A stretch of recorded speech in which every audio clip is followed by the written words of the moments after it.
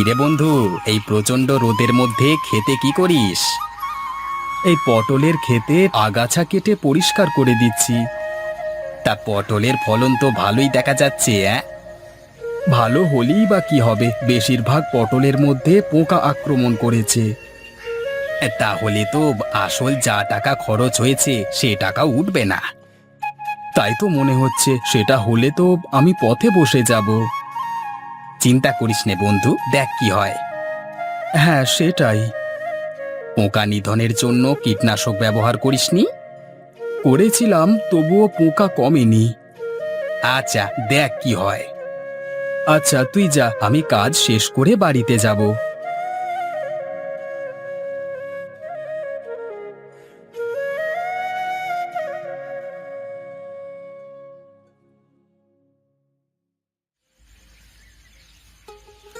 গিন্নি, বাইরে এসো তো।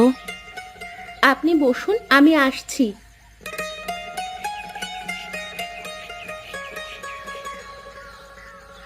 হ্যাঁ, এইবার বলুন।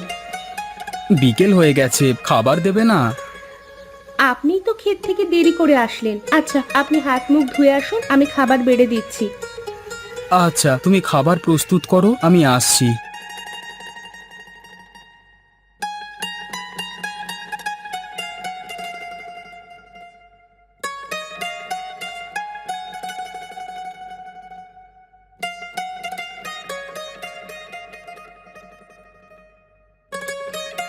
এই পটল ছাড়া আর কিছু রান্না করনি? কি আর রান্না করব, ঘরে তো পটল ছাড়া আর কিছু নেই। অন্য কোনো বাজার তো আর আপনি করেন না। প্রতিদিন তিন বেলায় কি আর পটল খাওয়া যায়? বাজার থেকে অন্য তরকারি কিনে আনলেই তো পারেন নাকি? তুমি তো জানোই পটলের চাষ তেমন ভালো হয়নি, হাতে টাকা পয়সাও নেই। আপনার বন্ধুকে দেখেন, লাউয়ের চাষ করে কেমন উন্নতি করছে, তিন বেলা ভালো মন্দ খায়। আচ্ছা, আজকে পটলের তরকারি খেয়ে নি, বন্ধুর সাথে পরামর্শ করে দেখি কি করা যায়। হ্যাঁ, আপনার বন্ধুকে জিজ্ঞাসা করবেন যে কিভাবে লাউয়ের চাষ করে তিনি এত সাফল্য পেয়েছেন। আচ্ছা।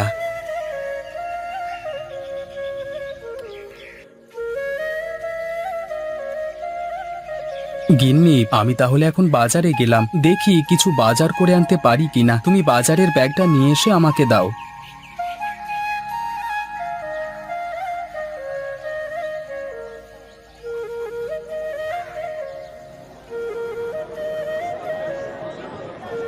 লাউ কত করে পিস দাদা? 50 টাকা করে পিস দাদা। দাদা, একটু কম রাখুন না। আচ্ছা, আপনি যখন বলছেন তাহলে 40 টাকা দিন। দাদা, এই লাউ ভালো হবে তো? আপনি নিশ্চিন্তে নিয়ে যান, আমরা খারাপ মাল বেচি না।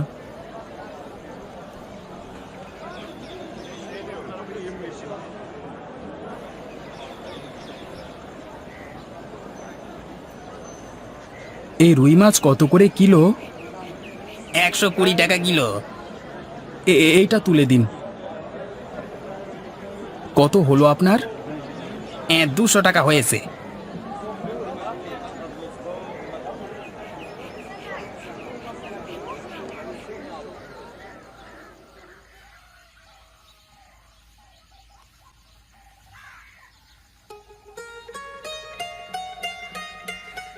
কি রে রফিক, আম গাছের নিচে বসে আছিস কেন?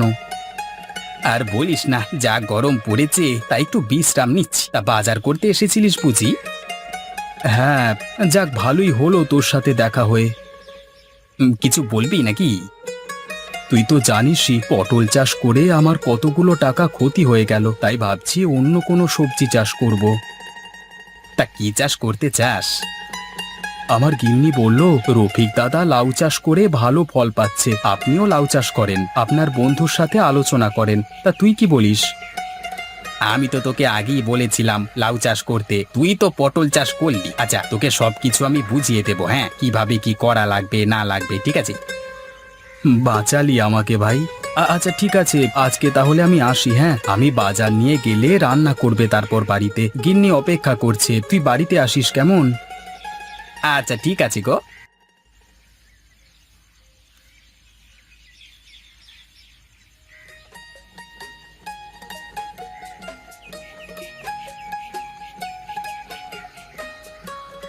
গিন্নি, গিন্নি, বাইরে এসো। এসে গেছেন আপনি? ব্যাগটা নিয়ে গিয়ে রান্নাটা শুরু করে দাও। এত বড় রুই মাছ নিয়ে এসেছেন, সাথে আবার লাউ। পটল খেতে খেতে মুখে রুচি চলে গেছে, তাই রুচি ফেরত আনতে লাউ নিয়ে আসলাম। ভালো করেছেন।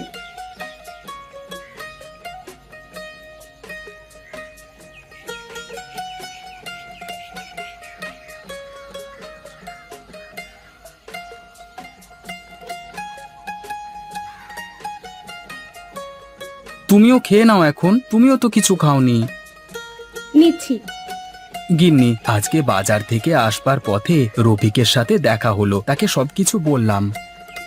তিনি কি বললেন? লাউ চাষ করবার ব্যাপারে সব রকম সাহায্য করবে, কিভাবে চাষ করতে হবে সে সম্পর্কে সবকিছু বলল।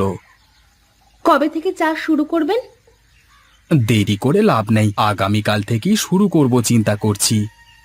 পটলের ক্ষেত কি করবেন তাহলে? ভেঙে ফেলবো, তাছাড়া তো কোনো উপায় নেই। আচ্ছা, তাই করেন। আগামীকালই লাউয়ের বীজ রোপণ করব।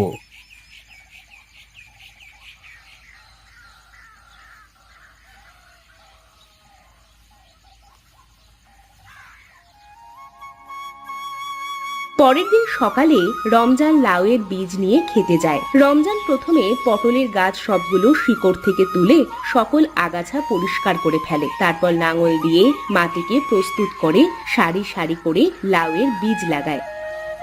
বীজ রোপণ করার এক সপ্তাহের মধ্যে বীজ থেকে চারা গাছ বের হয়। রমজান পরিমাণ মতো জৈব সার দিয়ে চারা গাছের ওপরে মাচা তৈরি করে, যাতে বড় হয়ে মাচার ওপর লাউ ধরে। 1 মাস পর লাউয়ের গাছগুলো বড় হয়ে গাছে লাউ ধরে। লাউয়ের সাইজ যেমন বড় তেমনি আকর্ষণীয়। রমজান 20টা লাউ ছেড়ে পাত্রে করে নিয়ে বাজারের দিকে যায় বিকালে বাজারে বিক্রি করার জন্য।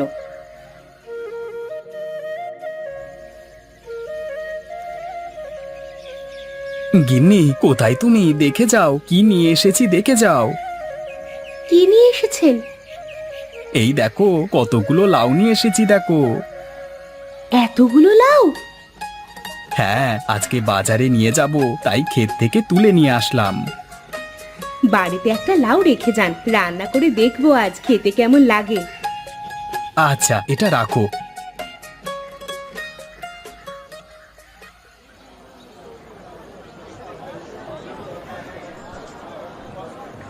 লাউ নিয়ে যান, লাউ নিয়ে যান, মজার লাউ, একবার খেলে বারবার খেতে ইচ্ছে করবে। মাত্র 20 টাকা করে পিস, নিয়ে যান, নিয়ে যান। আরে দাদা, আপনি না আগে পটলের চাষ করতেন, এখন আবার লাউয়ের চাষ শুরু করেছেন? কি আর করব দাদা, পটলের চাষ করে সুবিধা করতে পারিনি, তাই বন্ধুর পরামর্শে লাউ চাষ শুরু করেছি। তা লাউ ভালো খেতে হবে তো? একদম রাসায়নিক দ্রব্য ব্যবহার ছাড়া চাষ করা, নিয়ে যান দাদা, ভালো হবে। আচ্ছা, আমাকে একটা দিয়ে দিন, এই নিন টাকা। এই যে আপনার লাউ, খেয়ে জানাবেন কেমন লাগলো। হ্যাঁ, আচ্ছা দাদা। কিছুক্ষণের মধ্যেই রমজানের লাউয়ের সামনে অনেক মানুষ জড়ো হয় লাউ নিতে। একটু পর সব লাউ বিক্রি হয়ে গেলে রমজান বাড়ির দিকে চলে যায়। পরের দিন রমজান আবার 15টা লাউ নিয়ে বাজারে আসে। সেদিনের মতো আজকেও অনেক মানুষের ভিড় জমায়েত হয়। দাদা, সত্যি আপনার লাউ বেশ মজার ছিল, আমার গিন্নি বলেছে আজকে 2টো লাউ বাড়িতে নিয়ে যেতে। এই যে আপনার 2টো লাউ।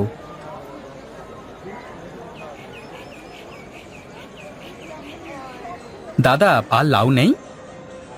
না দাদা, আজকে শেষ হয়ে গিয়েছে, আবার আগামীকাল পাবেন। আচ্ছা, আপনি কিভাবে লাউ চাষ করেন যে এত এত লাউ ধরে গাছে? আমি প্রাকৃতিক উপায়ে কীটনাশক মুক্ত শুধু জৈব সার প্রয়োগ করে চাষ করি। আমিও বাড়ির সামনে লাউয়ের মাচা দিতে যাচ্ছি। বেশ ভালো তো। আচ্ছা, আমি আসি তাহলে, বাড়িতে যেতে হবে। ঠিক আছে দাদা, কোনো সাহায্যের প্রয়োজন হলে জানাবেন, কেমন? আচ্ছা।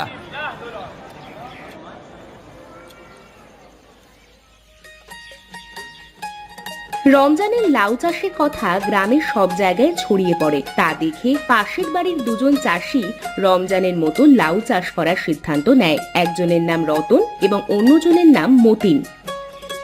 দেখেছিস রমজান লাউ চাষ করে কত লাভবান হয়েছে। দেখলাম তো মাচা ভর্তি লাউ ঝুলে আছে। আমিও ভাবছি যে লাউয়ের মাচা দেব। আমিও তো বাড়ির সামনে মাচা দেওয়ার কথা ভাবছি।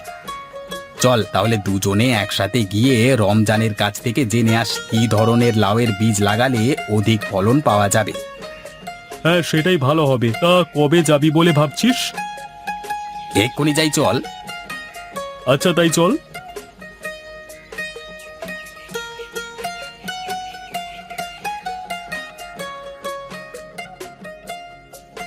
রমজান দাদা বাড়িতে আছেন? কে? মতিন, আসো আসো, এইদিকে আসো। ও, আপনি খাবার খাচ্ছেন? ভুল সময় এসে পড়লাম মনে হয়। আরে না না, তোমরা বসো, খাবার খাও। মাছ দিয়ে লাউয়ের তরকারি। না দাদা, এখন খাবো না, আরেকদিন না হয় খাবো। হ্যাঁ, একটা কাজে এসেছিলাম। 1 মিনিট এখানে বসো, আমি খাবারটা শেষ করি।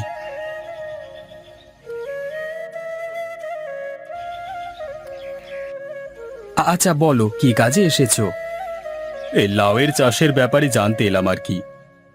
প্রাকৃতিক উপায়ে কীটনাশক মুক্ত ওষুধ, জৈব সার প্রয়োগ করে চাষ করি। প্রথমে ভালো বীজ সংগ্রহ করতে হবে, নিয়মিত পানি দেওয়া, আগাছা পরিষ্কার করা, পোকামুক্ত রাখা, এভাবে নিয়মিত পরিচর্যা করলেই হয়ে যাবে। আচ্ছা, আপনার কাছে অতিরিক্ত বীজ নেই? আছে। আমাদের ওই বীজটা দিলে খুব উপকার হতো দাদা। আচ্ছা দাঁড়াও, আমি ঘরের ভেতর থেকে নিয়ে আসছি।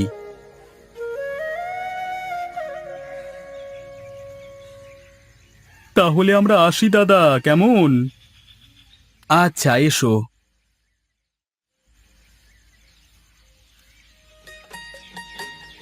এমন করে আস্তে আস্তে গ্রামে লাউয়ের চাহিদা বাড়তে থাকে। প্রায় প্রত্যেক বাড়িতেই লাউয়ের চাষ করতে শুরু করে। এই লাউয়ের চাহিদা পাশের সব গ্রামের পাশাপাশি শহরেও সুনাম ছড়িয়ে পড়ে। কিছুদিন পর বাজারের শহর থেকে একটি ট্রাক আসে লাউ নিয়ে যাওয়ার জন্য। শহরের সাহেব বাজারের সব লাউ বিক্রেতাকে এক জায়গায় জড়ো হতে বলে এবং বলল, আপনাদের লাউয়ের সুনাম আমি শুনেছি। আমি আপনাদের সমস্ত লাউ কিনে নিতে চাই। সাহেব, প্রতি পিস লাউ 20 টাকা করে দিতে হবে। টাকা নিয়ে কোনো সমস্যা নেই, আপনারা সবগুলো লাউ গাড়িতে তুলে দিন। আমি শনিবারে আবার আসব। আপনারা সবাই লাউ নিয়ে এই বাজারে জড়ো হবেন, আমি এসে নিয়ে যাব, কেমন? আচ্ছা সাহেব।